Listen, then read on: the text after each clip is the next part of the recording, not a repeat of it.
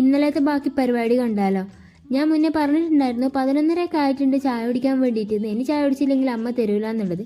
അങ്ങനെ ചായ കുടിക്കാൻ വേണ്ടി പോയിരുന്നപ്പോഴാണ് അപ്പുറത്ത് തറവാട്ടിൽ നിന്ന് വിളിച്ച് ചോദിക്കുന്നുണ്ട് എനിക്ക് നേരം വെളുത്ത മോളേന്ന്. കാരണം സമയം കുറേ ആയിട്ടുണ്ടായിരുന്നു.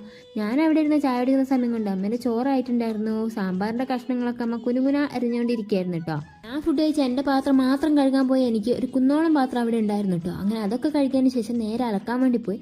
എൻ്റെ ഒരു സ്വഭാവം വെച്ചിട്ട് കുറേ പണി എടുത്തുകൊണ്ട് നിന്നാൽ ആ പണി എടുത്തുകൊണ്ടേ ഇരിക്കും ഞാൻ. അതല്ല, പണിയെടുക്കാണ്ട് മടി പിടിച്ച് ചോറി കുത്തിയിരിക്കുവാണെങ്കിൽ അന്നത്തെ ദിവസം ഒരു പണിയെടുക്കാൻ എനിക്കൊരു മൂടുണ്ടാവില്ല കേട്ടോ. എൻ്റെ മൂഡ് നോക്കിയിട്ടാണ് ഞാൻ പണിയെടുക്കുകയാണ്. അമ്മ എന്തെങ്കിലും പണിയെടുക്കാൻ പറഞ്ഞാൽ തന്നെ ഞാൻ അവിടെ നിൽക്കട്ടെ ഇവിടെ നിൽക്കട്ടെ എന്ന് പറഞ്ഞിട്ട് എല്ലാ പണിയും ഒന്നിച്ച് ഒരു വൈകുന്നേരമൊക്കെ ആകുമ്പോഴാണ് എടുക്കുക.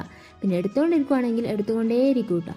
അങ്ങനെ എൻ്റെ അലക്കൽ അവിടെ കഴിയുന്ന സമയം കൊണ്ട് തന്നെ അമ്മൻ്റെ ചോറും കറിയൊക്കെ ആയിക്കൊണ്ടേ ഇരിക്കുന്നുണ്ടായിരുന്നു. അതിനുശേഷം പ്രത്യേകിച്ച് വേറെ പണിയൊന്നും ഇല്ലാത്തത് കൊണ്ട് തന്നെ കുളിയൊക്കെ കഴിഞ്ഞ് നേരെ പോയി ഫുഡ് കഴിച്ചു കേട്ടോ. പിന്നെ അതിന് ശേഷം ഫോൺ തോണ്ടലാണ് മെയിൻ പണി.